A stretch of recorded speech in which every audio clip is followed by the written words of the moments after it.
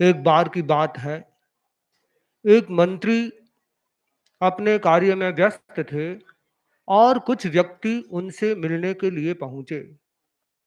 जैसे ही लोग मंत्री के सामने उपस्थित हुए, मंत्री के सामने 2 दिए रखे हुए थे। उसने एक दिए को बुझाया और दूसरे दिए को जला दिया।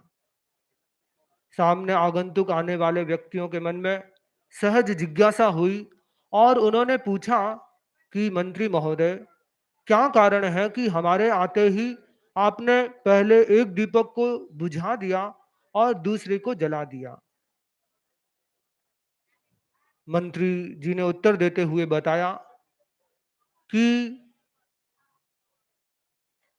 मैं जो पहले वाले दीपक से काम कर रहा था, उस समय मैं राजकीय कार्य कर रहा था।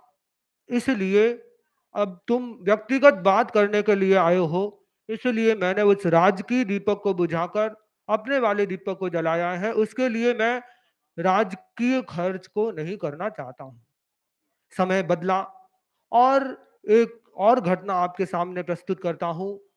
एक व्यक्ति जो कहीं नौकरी करता था, सरकारी नौकरी में था, उसके जो जो उस जिस फ्लैट में वह रहा करता था, वहाँ मिलने उसका पिता वहाँ पहुँचा और उसने देखा कि लाइट पंखे सब ऐसे ही चल रहे हैं।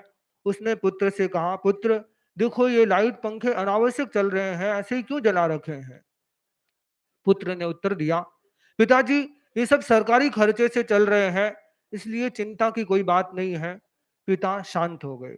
पिता को कोई शरीर में व्याधि उत्पन्न हो गई, तो पुत्र के सामने जब उसने चर्चा की, पुत्र ने कहा कि आप चिंता मत करिए, सब कुछ सरकारी खर्चे से होगा और उस पिता ने अपनी महँगी-महँगी चिकित्सा करवा ली। तो इस प्रकार जहाँ एक तरफ नैतिकता का वातावरण और दूसरी तरफ अनैतिकता का वातावरण, और इसी वातावरण ने मानव की आचार्य तुलसी को झकझोरा और उन्होंने देखा कि लोग धर्म की उपासना कर रहे हैं, किंतु उनके भीतर नैतिकता नहीं है।